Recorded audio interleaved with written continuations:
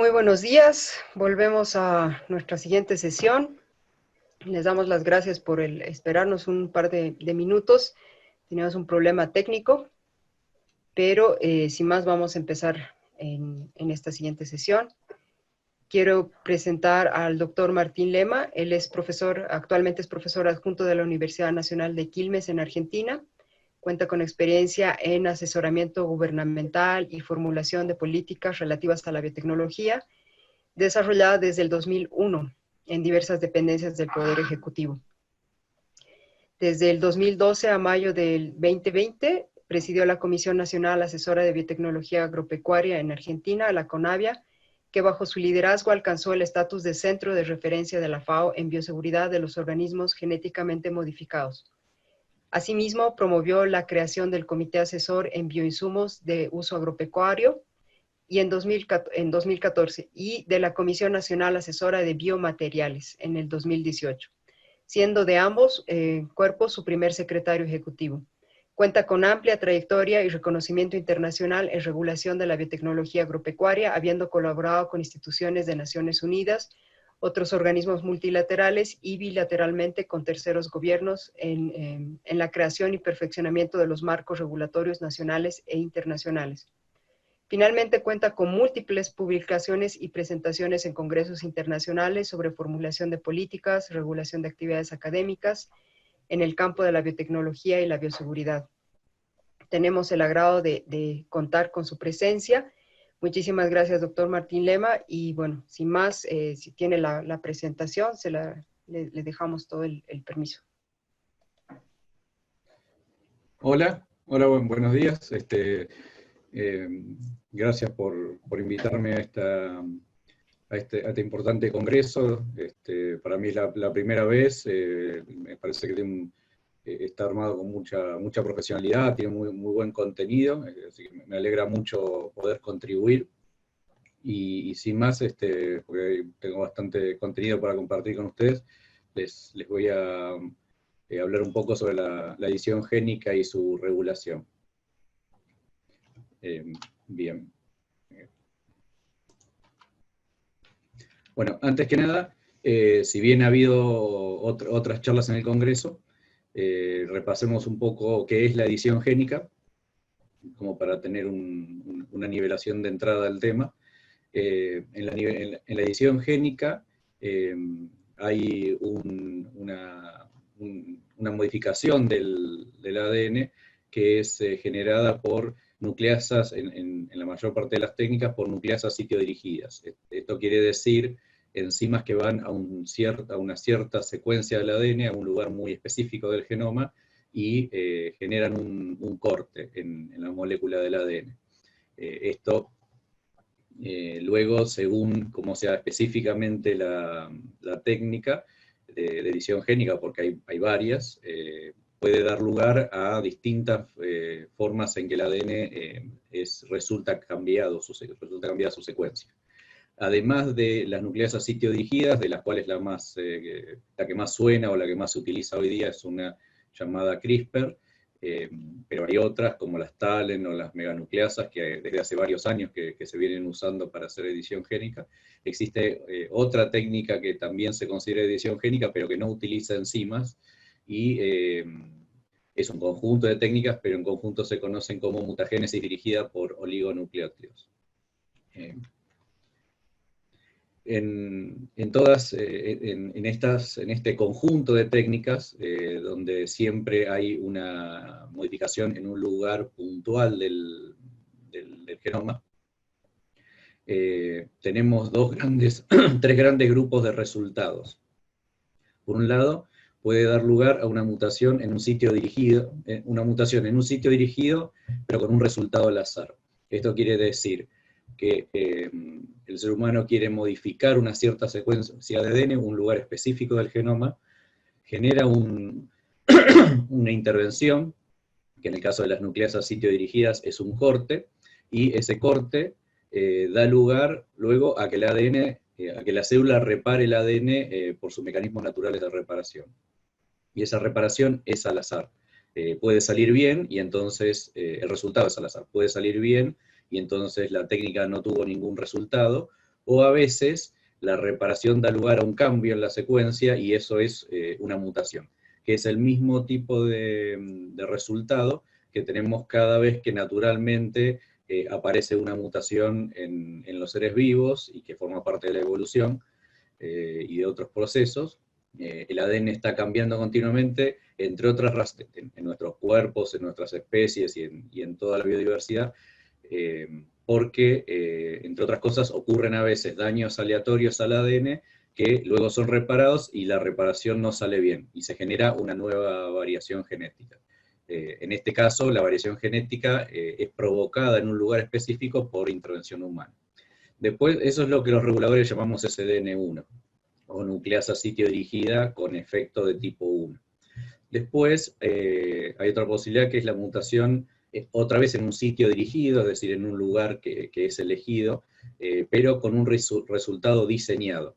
En este caso, además, se agrega, por ejemplo, un pequeño oligonucleótido que actúa como molde para que la reparación ocurra de una manera específica que se busca.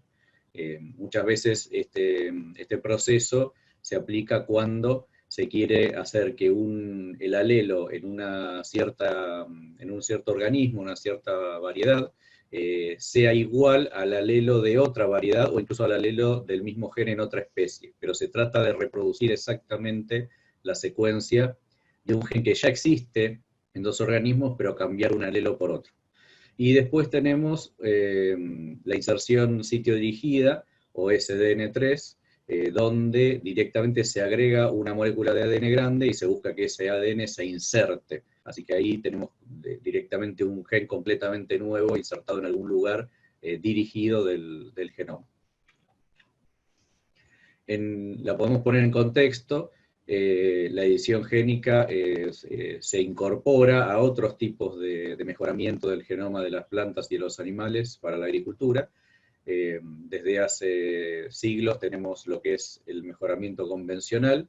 En el mejoramiento convencional se cruzan individuos de la misma especie por reproducción sexual natural y se van combinando los distintos alelos o mutaciones que ya están presentes en una población. Luego, en el siglo pasado, apareció el breeding con mutaciones. En el breeding con mutaciones se utilizan elementos radiactivos o mutágenos químicos, o mutaciones que surgen en los procesos de cultivo de tejido, lo que se conoce como variación somaclonal.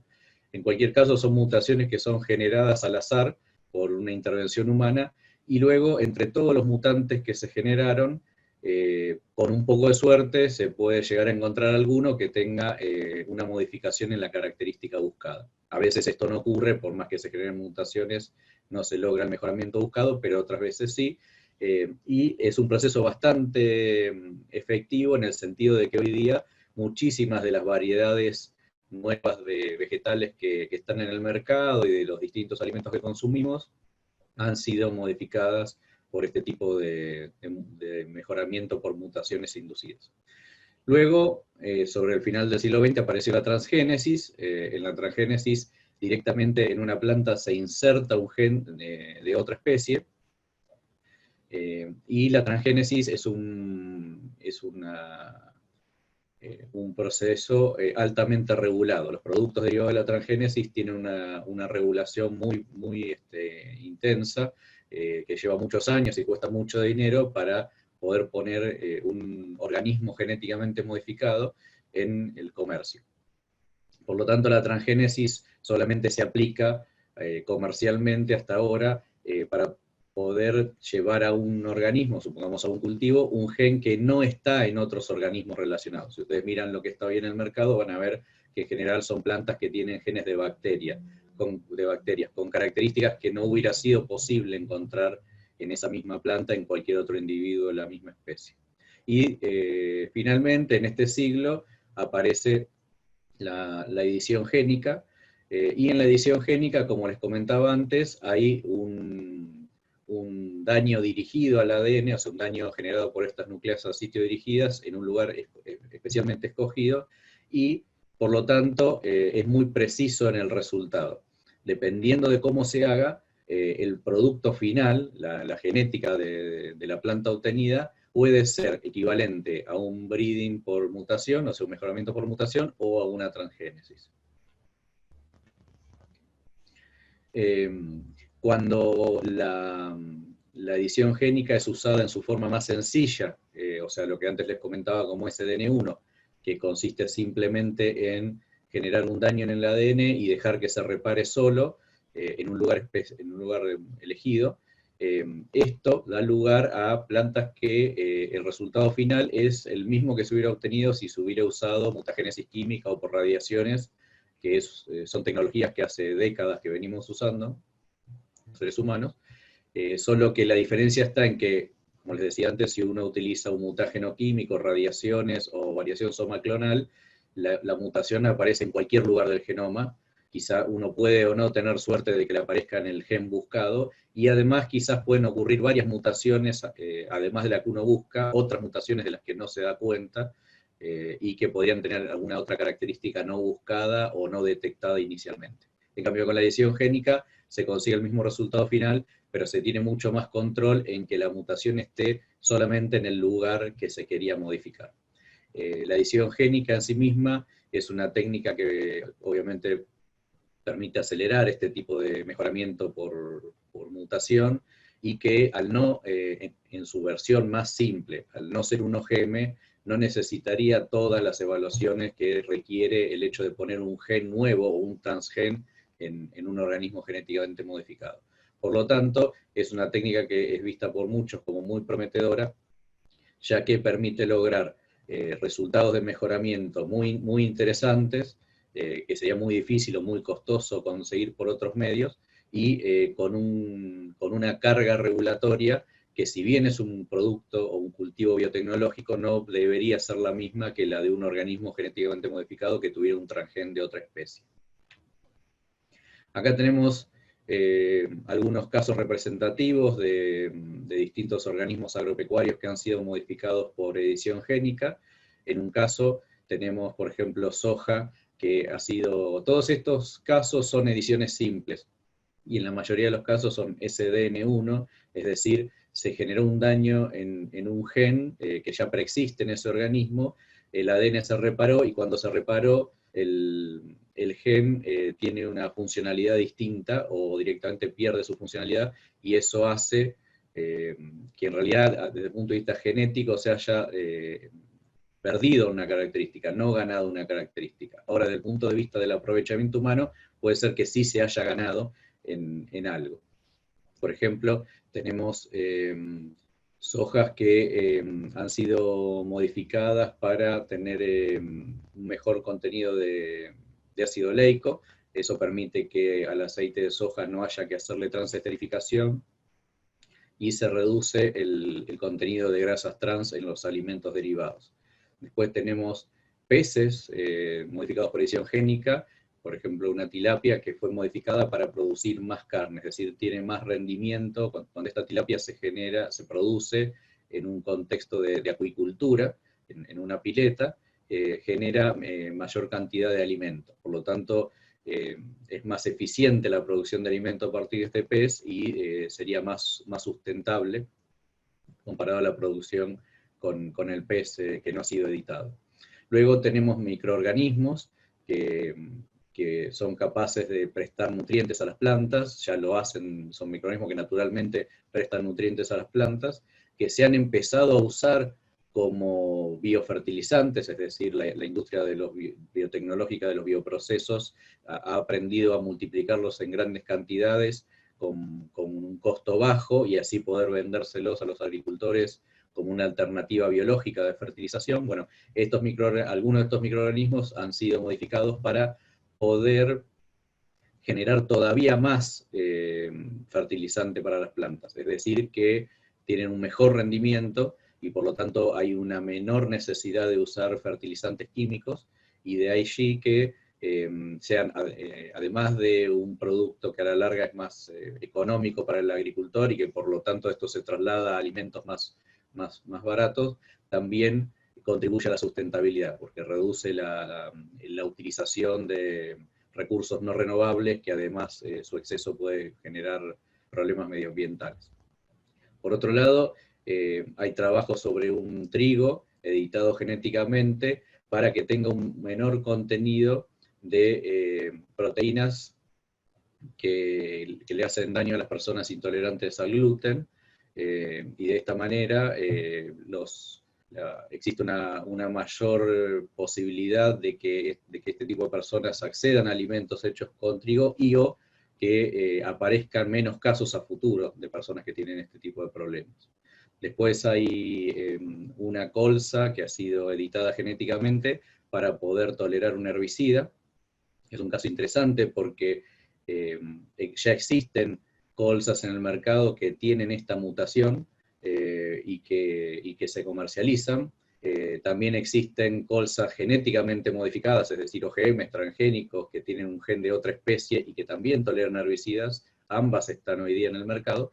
Y en este caso, por edición génica, lo que se hizo fue replicar la mutación que originalmente había aparecido espontáneamente en otras líneas de colza, solo que por razones biológicas y de mejoramiento no era tan factible andar moviendo este alelo de una variedad a otra. Así que en la nueva variedad, donde se quería tener la misma característica, se regeneró el alelo la mutación que había aparecido espontáneamente, pero por edición génica. Y después tenemos otros tipos de animales, por ejemplo cerdos, que han sido editados genéticamente para poder ser inmunes a enfermedades virales, la fiebre porcina en este caso, que es una enfermedad que tiene un efecto bastante negativo, no solo en la economía por las pérdidas que genera, sino también en la calidad de vida de estos animales, con edición génica, y que es una enfermedad que ha sido difícil de controlar utilizando vacunas o herramientas convencionales. Por edición génica se ha logrado generar cerdos que serían inmunes a este virus en particular. Bueno, luego de esta introducción hablemos un poco de la regulación de este tipo de productos. Para empezar, es importante tratar de ver a nivel mundial cuáles son los determinantes o los gatillos regulatorios. En la gran mayoría de los países que están marcados aquí en amarillo, lo que determina si un producto de la biotecnología para la agricultura es considerado un organismo genéticamente modificado y tiene una regulación especial, adicional a la regulación de los productos convencionales, es definir si ese producto es o no es un organismo genéticamente modificado. Después existen algunos otros países que tienen criterios diferentes para la biotecnología agrícola. Por ejemplo, Canadá y Estados Unidos, ellos en su normativa no tienen el concepto de organismo genéticamente modificado, sino que utilizan otros filtros regulatorios, como por ejemplo el hecho de que un cultivo tenga una nueva característica en el caso de Canadá, o en el caso de Estados Unidos, dependiendo de la agencia regulatoria, el criterio para decidir si están especialmente regulados o no es si existe un nuevo componente de una plaga, o si está genéticamente ingenierizado, que es otro, digamos, un concepto parecido a OGM, pero no exactamente el mismo. Recuerden, si ustedes piensan en los primeros cultivos genéticamente modificados, por ejemplo un maíz BT, está regulado, entra en la regulación especial de la biotecnología para cualquiera de estos países, porque en los países que tenemos el concepto de organismo genéticamente modificado, al tener un gen, un transgen artificial hecho por el ser humano, donde hay fragmentos de otras especies que no son el maíz, sino que son bacterias, eso es claramente un organismo genéticamente modificado.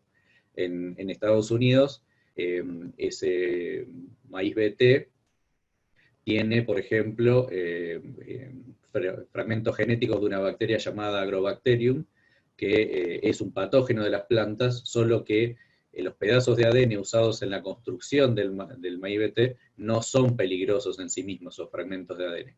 Pero como originalmente eran componentes de una plaga agrícola como es Agrobacterium, automáticamente entran en la regulación. Y en Canadá, como ese maíz BT es BT, es decir, tiene una característica de protección contra insectos que no preexistía en otros maíces, se lo considera una nueva característica. Así que en todos estos países, sí o sí un maíz BT era sujeto a la normativa de lo que en nuestro país llamamos normativa de OGM o de la biotecnología moderna. Sin embargo, con la edición génica esto cambia, porque en la edición génica, dependiendo de cómo se haga, uno podría usar la edición génica para regenerar o construir un maíz BT con genes de otra especie, pero también la podría aplicar de una manera que solamente se generara una mutación equivalente a la que venimos obteniendo y registrando como nuevos cultivos convencionales durante décadas. Y ahí la cuestión cambia.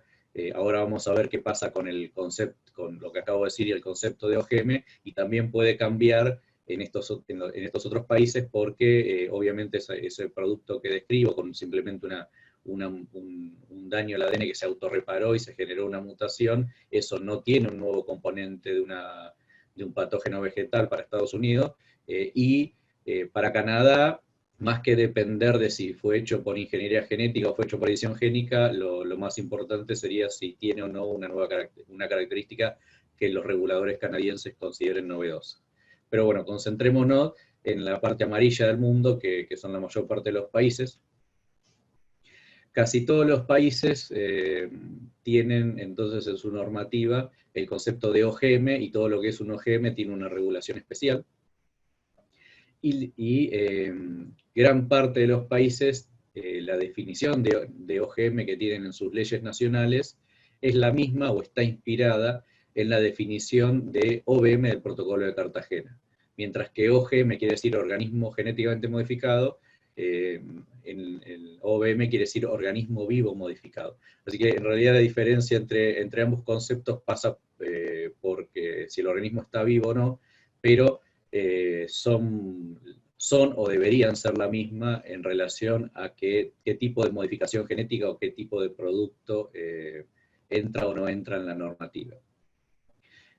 Como le decía, muchos países, por ejemplo la Argentina, tiene una definición de OGM que es exactamente igual a la del Protocolo de Cartagena, solo que en vez de decir vivo, dice genéticamente modificado, pero todas las demás palabras que ustedes tienen en pantalla son iguales, y en muchos otros países ocurre lo mismo. Su definición de OGM es la definición del Protocolo de Cartagena. Pero además, en los países que la definición es distinta, hay un problema porque la gran mayoría de los países también son parte de este tratado internacional, y por lo tanto su normativa nacional debería ser igual a la del Protocolo de Cartagena, si no hay un conflicto entre su norma interna y los tratados internacionales a los que ha adherido.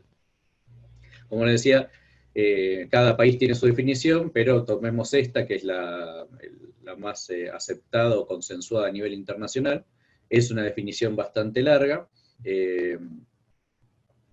pero en relación a la edición génica, nosotros, por ejemplo, en la Argentina, en la Comisión de Bioseguridad, cuando hicimos la normativa para edición génica, fuimos tratando de entender de todo esto qué era lo relevante para decidir si un producto de edición génica era o no era un OGM.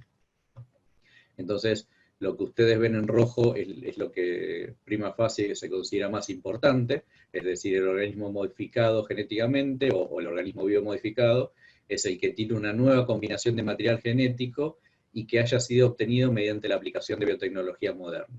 Así que tenemos dos condiciones: una nueva combinación de material genético y que se haya usado biotecnología moderna. Y a su vez, ¿qué es biotecnología moderna? Es aquella que resulta de la aplicación de técnicas in vitro de ácidos nucleicos, o sea, del ADN recombinante, o la inyección de ácido nucleico en células, y que superan las barreras normales, naturales de la reproducción y la recombinación. Así que eso es lo que fuimos entendiendo que era lo más importante para ir analizando si estos nuevos productos eran o no eran OGMs, y al compactar lo más importante, tendríamos esta especie de definición compacta, que un OGM es un organismo que tiene que tener una nueva combinación de material genético, y esa nueva combinación tiene que haber aparecido gracias a la aplicación de técnicas de ADN recombinante, o la inyección de ácido nucleico en células, y por un proceso que supere las barreras naturales de la reproducción. Bien, con eso nosotros propusimos un árbol de decisión donde estos dos principales criterios fueran los primeros para decidir qué hacer con un producto o con un cultivo editado genéticamente. La primera pregunta es, ¿se usa DNA recombinante, tecnología del DNA recombinante? Bueno, si se usa, entonces el desarrollador tiene que consultar con los reguladores a ver qué consideran respecto del resultado final. Así que no queda sujeto al desarrollador que decida si su producto está o no está regulado. Lo que el desarrollador tiene que tener presente es, si usó ADN recombinante de alguna forma, tiene que ir a tocar la puerta de los reguladores de la biotecnología y explicarles qué modificación genética se obtuvo como resultado de esa intervención. Como yo le dije, no hay un solo resultado posible. A grandes rasgos están los SDN1, SDN2, SDN3, y la Comisión de Bioseguridad, en función del resultado final de cuál es la modificación obtenida, decide o no si ese cultivo o ese animal, ese microorganismo, tiene una nueva combinación de material genético o no. Si no tiene una nueva combinación de material genético, entonces no cumple con la definición de OGM, y por lo tanto eso no es un OGM, y es como si fuera un mutante, solo que en vez de ser obtenido por mutagénesis química o por variación somaclonal, fue obtenido por el uso de una enzima. Y por lo tanto, está sujeto a la regulación normal que tienen este tipo de productos, que en todos nuestros países, cuando alguien genera una nueva variedad, por mutagénesis o por mejoramiento convencional, no puede salir directamente al mercado, la tiene que ir a registrar con el Instituto Nacional de Semillas, y el Instituto de Semillas tiene sus procedimientos para analizar las nuevas variedades, y a veces, si una nueva variedad pudiera tener una característica riesgosa, ellos mismos pueden hacer un análisis de riesgo. Así que en Argentina, luego de una discusión que tomó 2 o 3 años, la Comisión de Bioseguridad emitió su normativa en el año 2015. En ese año, la situación a nivel mundial era tal que en Estados Unidos y en Europa ya algunos reguladores habían tomado decisiones sobre ciertos productos, pero no habían emitido una nueva normativa o un criterio para guiar la toma de decisiones, sino que caso a caso les habían presentado algunos productos de edición génica y habían tomado sus decisiones. En Canadá y en Estados Unidos, a pesar de que sus gatillos regulatorios o sus condicionantes regulatorios son muy diferentes al del resto del mundo porque no están basados en el concepto de OGM, el resultado final respecto de si ciertos productos eran o no eran sometidos a la regulación adicional de la biotecnología moderna, resultaba muy coincidente con el criterio de la Argentina. Y en Europa teníamos en el 2015 4 países que individualmente sus reguladores, al presentarles un producto genéticamente editado, que era esta colza que mencioné antes al pasar, habían decidido que no era un OGM. Además, había habido una consulta científica interna dentro de la Unión Europea, y esa consulta era bastante coincidente con el criterio que hasta ese momento teníamos los otros países de que por lo menos algunos productos de edición génica no debían ser considerados OGM. Luego han pasado ya 5 años, o van a ser 5 años, y en el interín han ocurrido cosas. En Latinoamérica en particular, varios otros países han emitido sus propias normativas clarificando el estatus o cómo se debe analizar los productos de la edición génica, y esos otros países, sus criterios, por lo menos en algunos ya los han empezado a aplicar, como en el caso de Brasil o Chile, y en los otros por ahora es solamente una normativa en papel y quizás estén en este momento analizando sus primeros casos, pero por lo que se puede ver en el papel, lo que se ha visto en las decisiones o en las conversaciones con los colegas, su criterio es bastante coincidente con lo que originalmente habíamos propuesto desde Argentina. Después, en otros países han emitido normativas para clarificar el estado de estos productos, por ejemplo en Japón y Australia, que aunque no es exactamente igual en los detalles, cuando entramos en los detalles de si es SDN1, SDN2, SDN3, en los criterios generales, y por lo menos para el caso más simple, que es el SDN1, parece que coinciden con los criterios que tenemos en Argentina. Y después, en África, hay varios países que, si bien todavía no han emitido una normativa concreta, o en este momento está en discusión pública, así que no está firme, sí tenemos visto que hay documentos oficiales publicados, consultables, que hablan de que tienen que dar un paso adelante y dar claridad respecto de cómo se regulan estas técnicas, y en el espíritu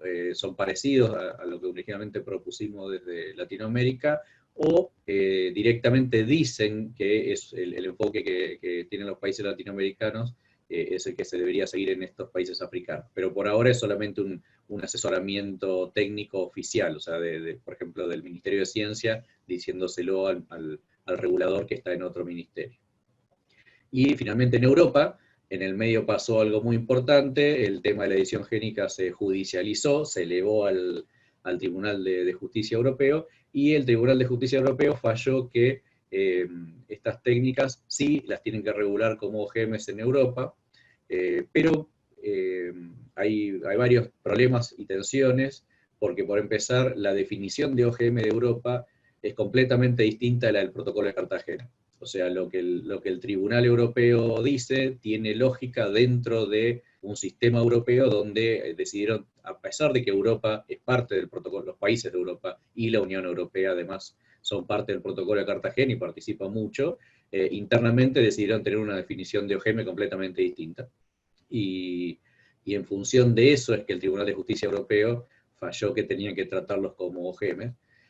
Sin embargo, ya les digo, hay un problema de conflicto entre la normativa interna y la normativa internacional a la que ellos han suscrito, y además están estos precedentes de los países que individualmente, sobre esa misma definición, consideraron que no eran OGMs, habían interpretado otra cosa, y además hay análisis científicos oficiales que llegaron a una conclusión distinta que los jueces. Así que hoy día en Europa hay una situación bastante tensa y jurídicamente bastante inestable respecto de las decisiones que están tomando sobre la edición génica.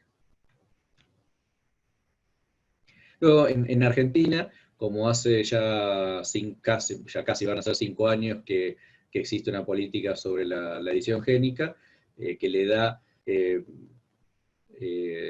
claridad a los desarrolladores respecto de qué va a pasar con sus productos. Ellos pueden incluso hacer consultas anticipadas cuando el producto todavía no lo han terminado de obtener, cuando está en etapa de diseño o en desarrollo. Ellos pueden hacer una consulta anticipada para saber qué decisión van a tener los reguladores sobre el producto obtenido. Así que muchas veces en las etapas iniciales, cuando los desarrolladores públicos o privados están cuantificando cuánta inversión van a tener que hacer en el desarrollo y desregulación del producto, es muy importante saber exactamente cómo van a ser regulados. Y esto les da una seguridad que les permite salir, por ejemplo, a buscar financiamiento, ya sea financiamiento público de un Ministerio de Ciencia o el financiamiento de un inversor privado.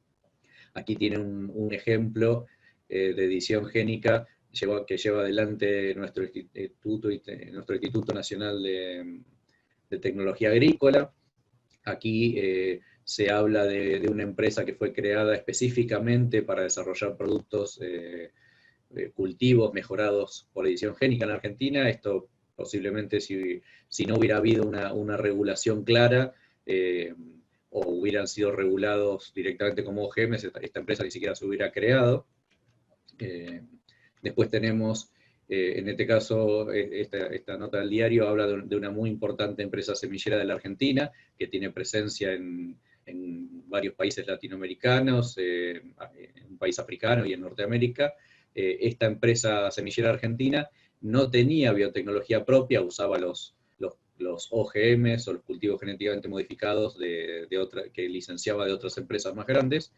Sin embargo, a partir de que existe esta normativa de edición génica en la Argentina y en Brasil, y luego se va extendiendo a otros países de la región, ellos deciden crear su propio laboratorio de edición génica y tener sus propios cultivos biotecnológicos, no solamente los que licencia de otras empresas.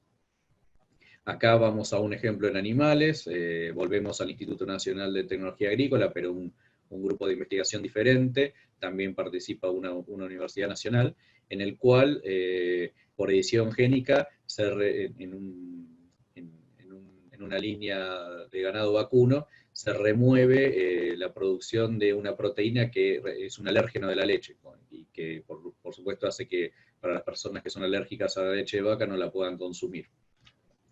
Y acá tenemos otro reporte en la prensa sobre una empresa argentina que hasta hace unos años, o sigue siendo muy importante en el trabajo sobre clonación de animales de uso agropecuario, pero que al tener los laboratorios y los biotecnólogos y la capacidad, una vez que existió esta normativa clara para la edición génica, también se están incursionando ahora en desarrollar animales mejorados por edición génica, y de hecho han avanzado lo suficiente como para hacer una alianza con empresas de otros países que están haciendo otras mejoras por edición génicas en paralelo para entrar en sinergia.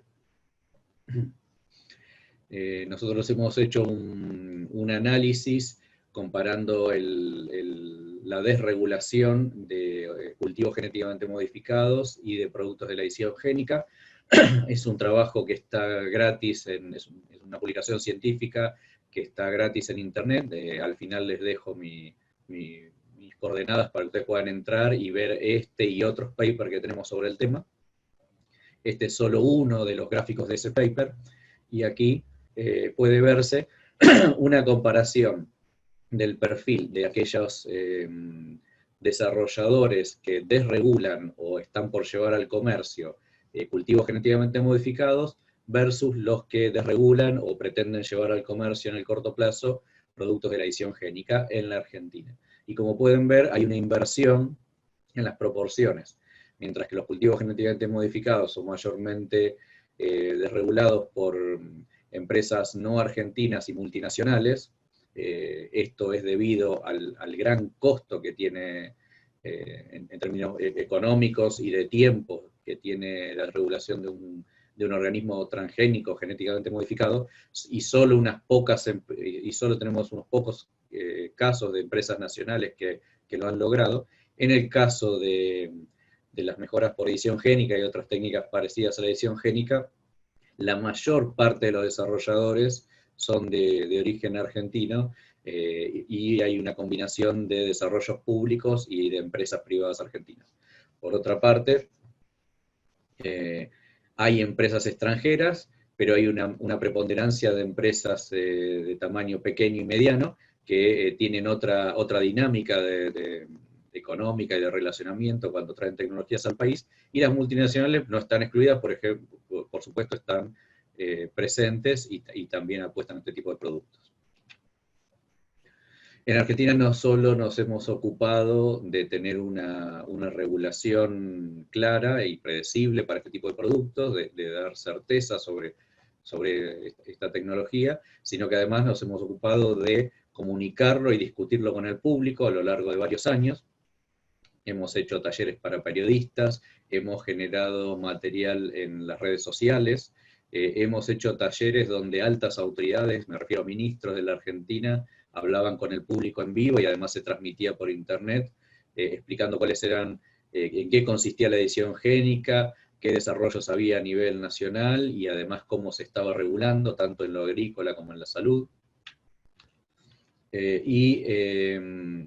Por otro lado, también hemos hablado con todo tipo de audiencias, no solo el público general, sino también, por ejemplo, con los productores de animales y con los periodistas agropecuarios. Así que bueno, con eso concluyo. En ese código QR tienen un link a mi página de LinkedIn, y ahí pueden encontrar la publicación que les mencioné y también otras 4 o 5 más sobre el tema de la edición génica. Y quizás en algunos de mis posteos de años anteriores, distintos hechos o hitos que hemos tenido en la Argentina y en otros países sobre la edición génica. Muchas gracias.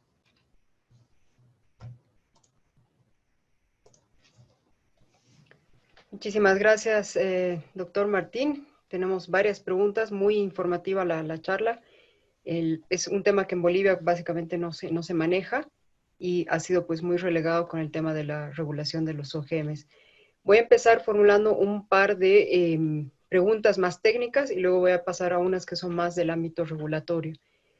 Primero que nada, bueno, María Mercedes le manda felicitaciones y le desea mucho éxito. Y tiene una pregunta que es básicamente para como un poquito informar también al resto del público. ¿Puede haber un cultivo editado con un gen de otra especie que podría definir como un transgénico o un cultivo editado nunca es transgénico?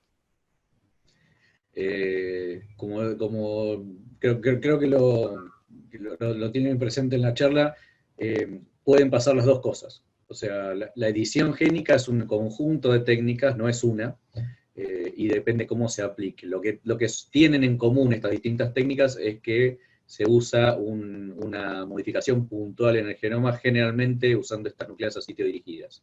Si solamente estas nucleasas a sitio dirigidas solamente se usan para ir a un lugar predeterminado, que el ser humano quiere que se modifique ese lugar del genoma, ese gen, generan un daño y luego no se hace más nada, se deja que el ADN se repare solo. En ese caso no existe la posibilidad de que haya una transgénesis porque nunca se insertó un ADN en ese organismo. Así que en el resultado final solamente vamos a tener una mutación que va a consistir en una delesión, remoción de nucleótidos igual a la que ocurriría por una mutación espontánea o utilizando radiaciones o utilizando mutágenos, que son técnicas que por ahí la gente común no lo sabe, pero muchos de nuestros alimentos han sido mejorados con esas técnicas, y eso puede ocurrir, y eso no debería ser considerado un OGM. En el otro extremo se puede hacer lo mismo y simultáneamente incorporar en la célula vegetal un fragmento de ADN de otra especie, modificado, alterado, recombinante, completamente sintético, y lo que se logra es que ese ADN se inserte en el lugar que uno quiere, mientras que en los transgénicos de generaciones anteriores, ese ADN se insertaba al azar en cualquier lugar del genoma. En ese caso estamos frente a un OGM, y debería ser regulado como un OGM. De ahí es que la regulación que se propone no es genérica, no dice que la edición génica está o no está regulada como un OGM, sino que lo que dice es que tienen que ir a los reguladores, y los reguladores tienen que mirar cómo quedó la modificación del genoma, y por lo tanto decidir si ese cambio amerita ser considerado una nueva combinación de material genético, que es lo que dice el protocolo de Cartagena, o no. Perfecto. Entonces vamos a pasar a las preguntas que son un poco más ya de la normativa o temas de normativa. La primera es, ¿qué acuerdos regulatorios hay a nivel Mercosur en relación con semillas editadas genéticamente? En el Mercosur lo que tenemos es una comisión de bioseguridad formada por los 4 países del Mercosur, que discute todos los temas relacionados con regulación de OGMs, y este tema está en la agenda porque la Argentina, al ser la primera, la que dio el primer paso, lo comunicó a los demás. Luego Brasil emitió una normativa parecida, Paraguay emitió una normativa parecida, así que es un tema que está en el diálogo entre los reguladores de los 4 países. No hay una regulación específica sobre OGM, cada país tiene su regulación de OGM, y a su vez cada corpus regulatorio de OGM de cada país tiene su capítulo sobre edición génica, o se le faltaría a Uruguay tener el suyo. Pero a nivel de Mercosur no hay normas de OGM a nivel de Mercosur. Es un tema en el que cada país tiene la libertad de regular, o la soberanía de regularlo. Estamos bastante coordinados, pero cada uno lo regula individualmente. Perfecto. Esta indica, al transcurrir los años se pudo observar que se fue traspasando la línea ética, sobre todo en la parte de genética.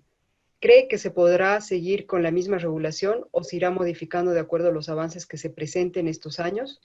¿Habría una posibilidad que sean más flexibles? Bueno, ahí se habla de ética. Cuando pensamos en aplicaciones de la edición génica, hay una gran división entre lo que sería la aplicación en la agricultura, que es de lo que mayormente me referí en mi charla, y las aplicaciones en salud humana. Modificación de la línea germinal o incluso una especie de terapia génica, pero por edición génica en seres humanos ya nacidos, en modificaciones no heredables. En el caso de las modificaciones en humanos, el tema ético está mucho más presente porque estas técnicas, si existe alguna mutación en otro lugar distinto del donde se la quiere generar, podría llegar eso a generar algún resultado indeseado. O incluso, si se genera únicamente la modificación buscada, la modificación buscada es una predicción. Hay que ver si después en el ser humano ocurre exactamente lo que se quería generar. Entonces hay que ir con pies de plomo, hay que ir con mucho más cuidado en la aplicación de estas tecnologías, incluso a nivel experimental, incluso antes de que lo que sea que se esté trabajando se lleve al comercio, porque ya de entrada se está trabajando en seres humanos o en material humano. En el caso agrícola, por suerte, el tema no es tan complicado. Si bien existe, yo no entré tanto en detalle porque la charla era introductoria, si bien existe la cuestión de las posibles modificaciones fuera del sitio blanco, los llamados off-target, claramente esta posibilidad es mucho menor que con las otras técnicas como la mutagénesis química, radiológica o espontánea. Esa posibilidad existe, pero en el caso de las plantas es fácilmente rastreable y descartable cualquier planta generada que no tenga exactamente las mutaciones buscadas. Y en el caso de los animales, se pueden tomar precauciones adicionales para que se genere solamente la mutación buscada, y de todas maneras cualquier investigación con animales o cualquier desarrollo con animales tiene que estar bajo la supervisión de un comité de ética que verifique el bienestar y que se justifique la modificación que se está tratando de generar, aun cuando sea un animal que luego va a ser destinado a la producción de alimentos. Perfecto. Esta ya es un poco más específica, más quizás es simplemente un comentario personal de usted, pero ¿qué recomendaría para esos casos en donde las determinaciones judiciales van en contra de la evidencia científica? Bueno, sí, si nos estamos refiriendo específicamente a este tema de la edición génica, en el único lugar donde eso ocurrió hasta ahora es en la Unión Europea, y no es completamente ni deja de ser una cuestión científica, es un tema de definiciones que son definiciones legales, que son interpretadas, que contienen términos científicos y que por lo tanto necesitan una interpretación científica. Así que acá no estamos discutiendo cuál modelo de la gravedad es el que está más cerca de ser el correcto, sino que estamos discutiendo qué es legalmente un OGM, y eso deriva en una discusión científica. Porque, por ejemplo, para la definición del Protocolo de Cartagena, hay que definir si estamos o no frente a una nueva combinación de material genético, y para eso necesitas a los científicos. El problema en Europa, como decía, es que tiene una definición completamente distinta. O sea, yo particularmente, no me parece mal la forma en la que han reflexionado los jueces europeos, pero el problema es que su ley está mal, porque no utiliza la definición internacionalmente acordada. De todas maneras, incluso hay en Europa reguladores, es decir, gente que trabaja para el gobierno o una voz oficial de países puntuales que dijeron no, que incluso con esa definición no son OGMs. Y también hay científicos, pero no un científico de una universidad cualquiera al azar, sino que fueron científicos especialmente convocados por la Unión Europea para opinar sobre el tema, así que de alguna manera les dieron autoridad, y que ellos llegaron a la conclusión de que algunos, no todos, algunos productos de edición génica no son OGMs, incluso con la normativa europea. Por eso es que les digo que por ahora hay un territorio muy grande, muy importante, pero un solo territorio donde hay un problema jurídico. Es muy particular de ese territorio porque tiene una definición de OGM que no la tenemos los demás países, en realidad esa decisión tiene pies de plomo, de barro, porque científicamente hay actores dentro de la Unión Europea que la han desacreditado. Muchísimas gracias. Y llegó una última pregunta reformulada, que estaba mal reformulada. Es más técnica, pero la vamos a lanzar porque siempre son estos detalles que a veces ayudan a aclarar a otras personas. En caso de una inserción de sitio dirigido de ADN, ¿podría considerarse un OGM? ¿Podría ser este un caso en el que en un desarrollo de edición de OGM que se clasifique regulatoriamente como OGM? En general, eso es lo que denominaríamos una SDN3. O sea, se introduce simultáneamente en una célula que después va a usarse para regenerar una planta completa, ¿no? Pero en etapa de laboratorio, cuando esa planta es una sola célula todavía, se introduce la nucleasa sitio dirigida que va a romper, dañar el ADN en un lugar concreto, y además se introduce un fragmento de ADN exógeno, sintético, hecho por el ser humano, posiblemente usando piezas de ADN de otros organismos que no son de esa especie, y ese ADN que se busca que se inserte y se incorpore en forma estable al genoma de la planta, va a parar exactamente al lugar que fue roto, porque eso es lo que normalmente hace el sistema de reparación de ADN. A veces sale bien la reparación y el ADN que se rompió queda exactamente como era antes, y a veces hay errores de reparación, y en esos errores de reparación, si hay un fragmento de ADN en grandes concentraciones en la célula, es muy probable que termine insertado ahí. Eso se busca a propósito. Así que para la gran mayoría de los casos y para casi todos los reguladores, eso va a ser un transgénico. Existe un caso de frontera, o una posibilidad de frontera, que es lo que se llama el reemplazo alélico perfecto. En esta situación teórica usted tendría, supóngase, una planta, digamos maíz, y quiere en ese maíz generar un alelo que ya existe en otra línea de maíz. O sea, en un gen, el gen está en las dos líneas, pero son alelos diferentes. Entonces, en el maíz premium o la línea elite o en la que usted quiere incorporar una característica, quiere traer el alelo, o sea, la otra versión del mismo gen de otra línea de maíz.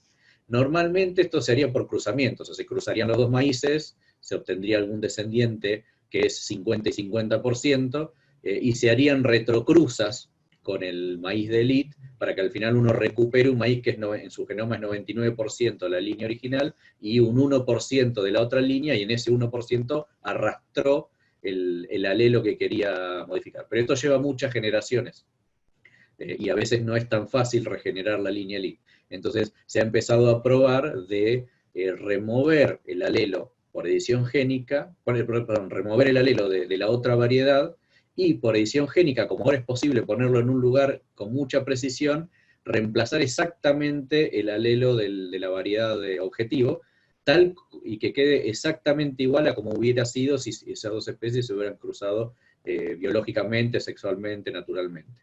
Entonces ahí estamos en una situación de frontera, porque si bien usted tiene una nueva inserción, una inserción de un ADN que era foráneo en la célula, el resultado final es exactamente el mismo que si se hubieran cruzado entre ellas. Entonces no se superó la barrera de la reproducción, o uno podría alegar, dependiendo ya entramos en un análisis técnico, donde se necesita no podemos depender de una sola persona, hace falta una comisión de expertos, y ahí es donde entra la parte científica.